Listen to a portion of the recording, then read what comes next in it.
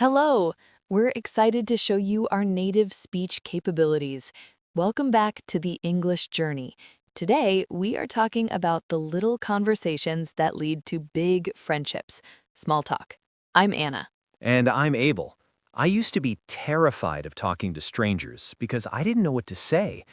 Today, we're going to give you the exact English phrases to use so you never feel awkward again. That is right. And if you are new here, welcome to our channel, Mr. English Fluent Tutor. This is a slow English podcast, which means we speak slowly and clearly so that you can understand every single word. You can follow along, repeat after us, and practice your English in a very natural way. Yes, and today's topic is so important, small talk. It sounds simple, right? Just a little conversation. But for many English learners, and honestly for many native speakers too, small talk can feel really difficult. I know it did for me. Before we begin, we want to remind you to watch this video at a comfortable speed. You do not need to rush. Language learning is a journey, not a race. So relax, take a breath, and let's start talking about small talk. So, Anna, let's start at the very beginning. What exactly is small talk? Because I think a lot of people hear that word and they think it means unimportant talk. Like, why do we even bother? That is such a great question, Abel. And you are right that many people think small talk is not important. But actually, small talk is one of the most important social skills you can learn. Let me explain what it is first. Small talk is a short, light, friendly conversation that you have with someone you do not know very well. It can happen anywhere, at a bus stop, at a coffee shop, at work, at a party, or even in an elevator. And it is usually about easy topics, like the weather, or the weekend, or the place you were both standing in. Exactly. And here's the key thing to understand. When you make small talk, the topic does not really matter. It's not really about the weather. It's not really about the coffee. The real purpose of small talk is to make another person feel comfortable, to say, hey, I'm friendly. You are safe with me. We can talk. Oh, I love that way of thinking about it. It's like a social handshake. You know how when you meet someone, you shake hands? Small talk is the verbal version of that.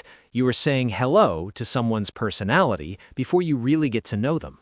Yes, that's a perfect way to say it, a verbal handshake. And once you understand that the goal is not to be interesting or funny or smart, but simply to be warm and friendly, small talk becomes so much less scary. I really wish someone had told me that years ago. When I was younger, I used to think that I needed to say something really clever or really interesting, and because I was so worried about that, I would just say nothing at all. I would stand in a corner at a party and just look at my phone. Oh, I think so many people can relate to that, Abel. And there's a word for that uncomfortable feeling. The word is awkward. Awkward. Can everyone say that with me? Awkward. It means uncomfortable, embarrassing, or difficult in a social situation. Have you ever been in an awkward silence with someone where nobody's talking and it feels uncomfortable? Yes, absolutely. That awkward silence is exactly what small talk is designed to fix. Instead of standing in silence, you can say one simple sentence, and suddenly the tension is gone. And the good news is that small talk is a skill, and all skills can be learned with practice. You were not born knowing how to ride a bicycle, right? You learned it, you practiced it, and now it feels natural. Small talk is exactly the same.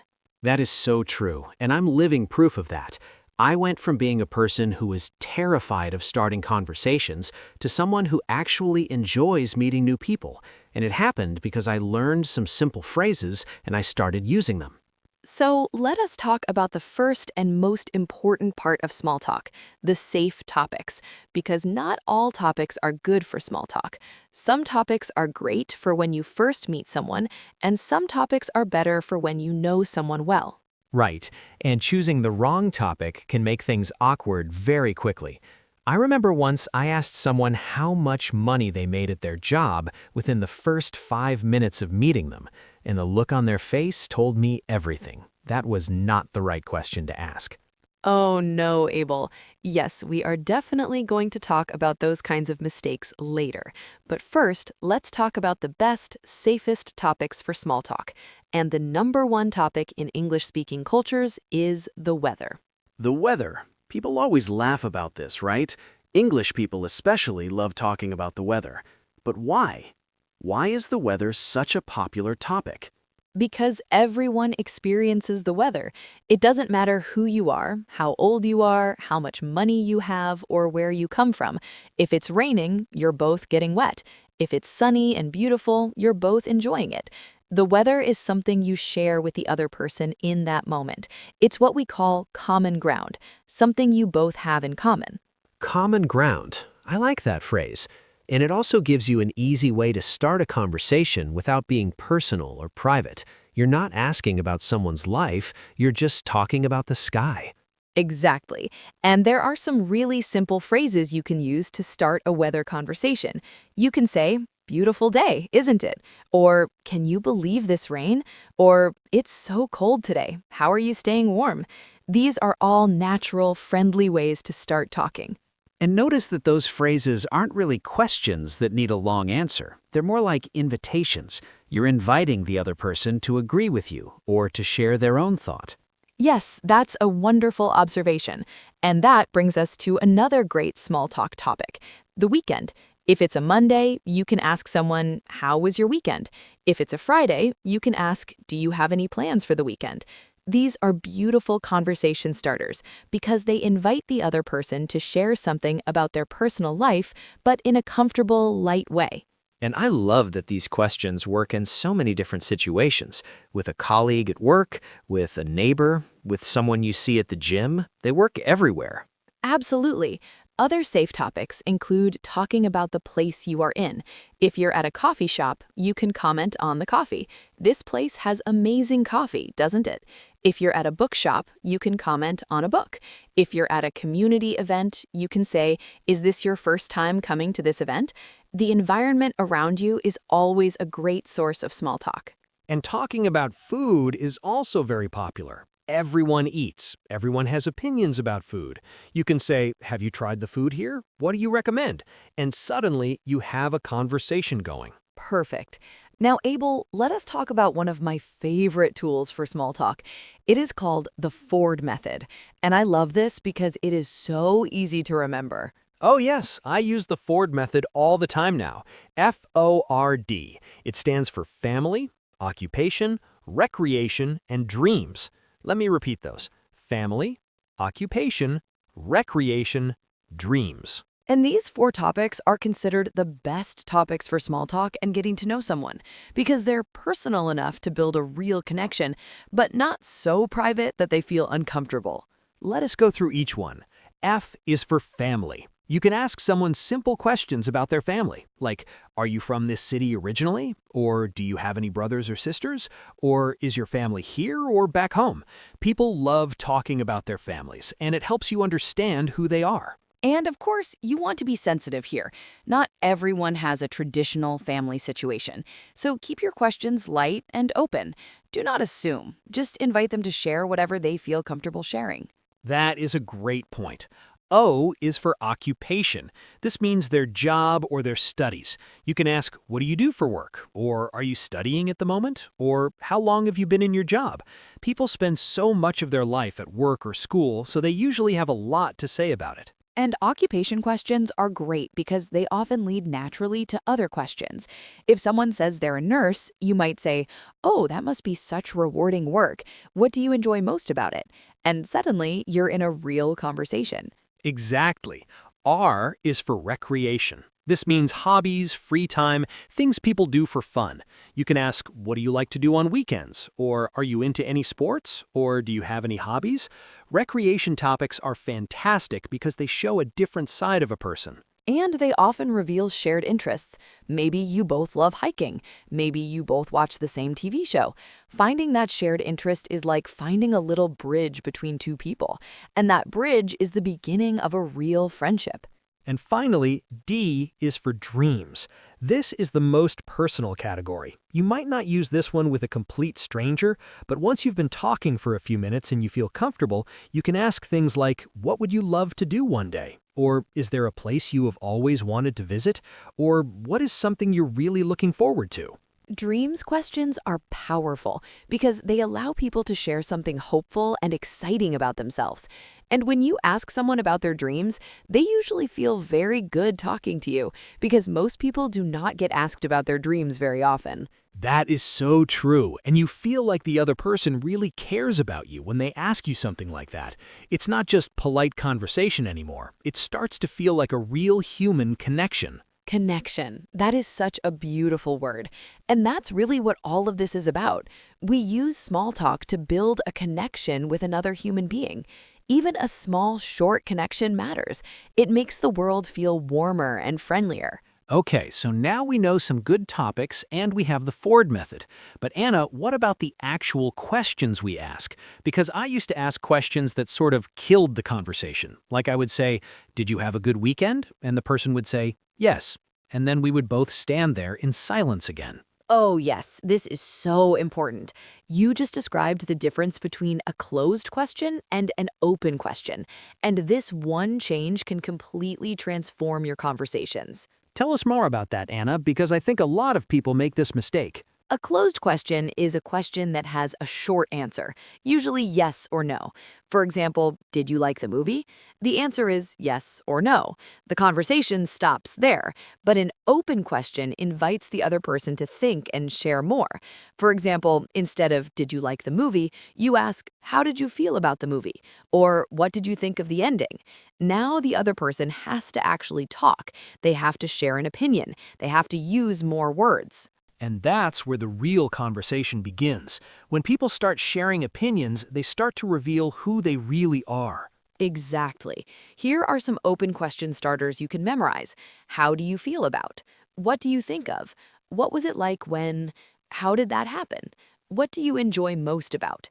These are all beautiful ways to open the door to a real conversation. I love the idea of an open door because that's exactly what it feels like. A yes or no question is like a closed door. The conversation hits a wall. But an open question is like opening a window. Fresh air comes in. The conversation can breathe. And there's one more skill that goes hand in hand with asking great questions, and that's active listening. Because small talk is not a speech, you're not performing, you're having a conversation. And a conversation is like a game of ping pong. The ball has to go back and forth. Both people take turns. The ping pong metaphor, I love that. Because when only one person is talking, it's not a conversation anymore. It's a lecture. And nobody wants to feel like they're being lectured in a social situation. Exactly. So active listening means showing the other person that you're really hearing them, not just waiting for your turn to speak. And there are some simple phrases you can use to show that you're listening. What are some of those phrases, Anna? Because I use them now, but I remember when I first learned them, they felt a little strange. But once I started using them, everything changed. Great phrases for active listening include really, said with genuine interest. That sounds interesting. Oh, wow. I had no idea. Tell me more about that. That must have been amazing. And I completely understand. And the great thing about these phrases is that they do two things at once. First, they show the other person that you are listening. Second, they encourage the other person to keep talking, so you do not have to work as hard. You just listen and respond with these little signals. And here is a very important cultural note. In English-speaking cultures, good listeners are highly valued. In many cultures, people think that a good conversationalist is someone who talks a lot. But in English-speaking social situations, the person who asks great questions and really listens is often seen as the most interesting person in the room. That actually surprised me when I first learned it. I thought I needed to be funny or have amazing stories to tell. But actually, just listening carefully and asking good follow-up questions makes people love talking to you. A follow-up question, let us explain that phrase. A follow-up question is a question you asked based on something the other person just said. It shows that you were listening. For example, if someone says, I went hiking last weekend, a follow-up question would be, oh, where did you go? Or was it your first time hiking there? You're taking what they said and going deeper. And follow-up questions feel very natural to the other person. They do not feel like an interview. They feel like genuine interest, and that is what builds a real connection. Now, let us spend a few minutes on something very important for people learning to make small talk in a new culture. Cultural nuance. This means understanding the unwritten rules of what is polite to talk about and what is considered too private. Because every culture is different, and what is totally normal to ask about in one culture can be quite rude in another culture. When I first came to an English-speaking environment, I asked things that were completely normal in my home culture, but made people uncomfortable here. And that's a very common experience for many people. So let's go through what is generally considered private in most English-speaking social situations. The first one is money.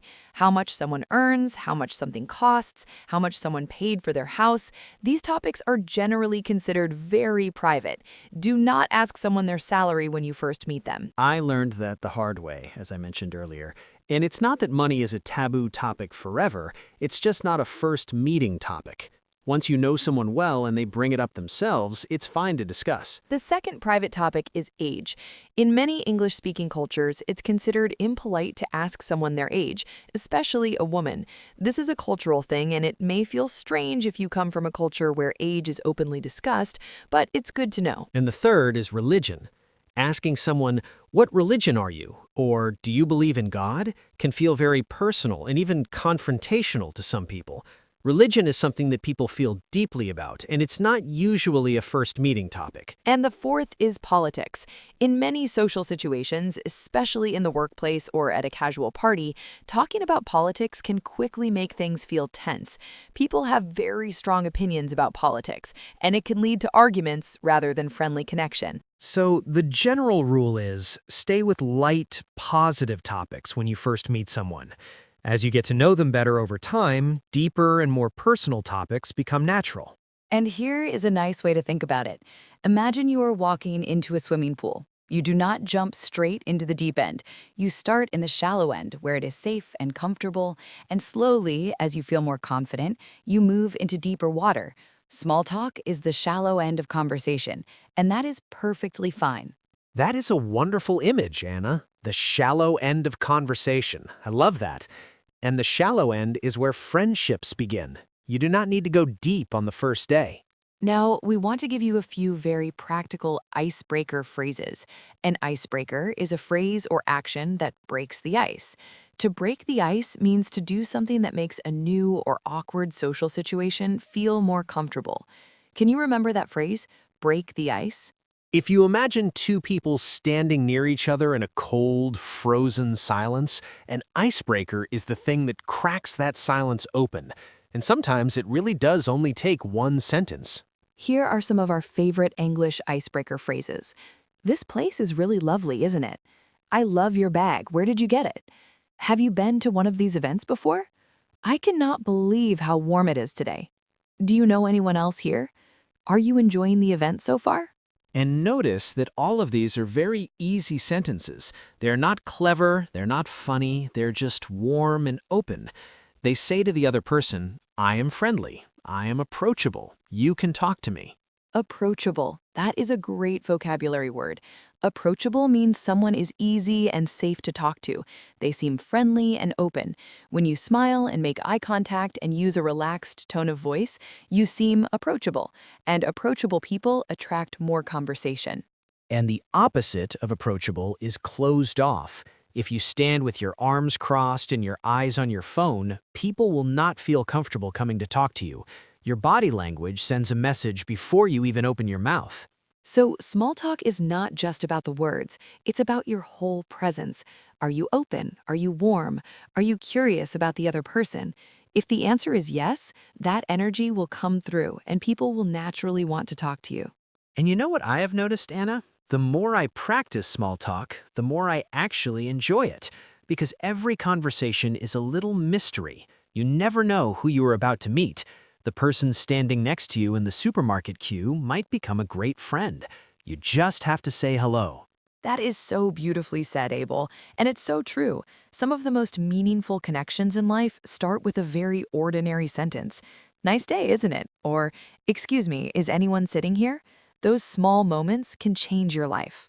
And for our English learners, we want to say something extra important. Making small talk in a second language is incredibly brave. You're doing something difficult. You're using a language that is not your first language to connect with another human being. That takes real courage. It does. And please be kind to yourself when you make mistakes. Maybe you use the wrong word, maybe you forget a phrase, maybe you get nervous and your mind goes blank. That is completely normal. Even native speakers have moments like that. The important thing is to keep trying. Every single conversation, even the short ones, even the imperfect ones, is practice. And practice builds confidence, and confidence builds fluency. It all grows together. Let's do a quick review of everything we talked about today. First, we talked about the purpose of small talk. It's not about the topic, it's about making someone feel safe and comfortable. Second, we talked about safe topics for small talk: the weather, the weekend, your current environment, food, and the place you're in. Third, we learned the Ford method: family, occupation, recreation, and dreams. 4 great topic areas to guide your conversations. Fourth, we talked about the difference between closed questions and open questions. Closed questions get yes or no answers. Open questions invite the other person to share more. And fifth, we talked about active listening, using phrases like, "Really? That sounds interesting. Tell me more." Or, "Wow, I had no idea," to show the other person you are truly listening. And sixth, we covered the exit strategy: how to politely and warmly end a conversation so the other person feels good and the connection is preserved. And seventh, we talked about cultural nuance, the topics that are generally considered private in English-speaking cultures, like money, age, religion, and politics, especially in first meetings. That's a lot of really valuable information, and if you're feeling a little overwhelmed, please do not worry. You don't need to learn it all at once. Just pick one thing from today's lesson, maybe just one phrase. Something like, "How was your weekend?" Or, "That sounds interesting," and use it once this week with a real person. Yes, one phrase, one conversation. That's all it takes to start. And then next week, try 2 phrases. And then 3.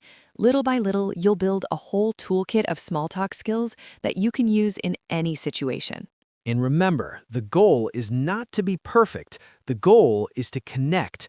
A real, warm, imperfect conversation is 1,000 times better than a perfect silence. I love that, Abel. A real, warm, imperfect conversation. Let's all remember that. And we want to hear from you. In the comments section below this video, write one small talk question that you would feel comfortable asking someone. It could be about the weather, or the weekend, or a hobby. Just write one question, and we will read them all. Yes, please leave your questions below. We love reading your comments, and it's also great practice for you. Writing in English is just as important as speaking in English. And if you enjoyed this lesson, please give this video a thumbs up. It really helps our channel grow, and it helps more English learners find us.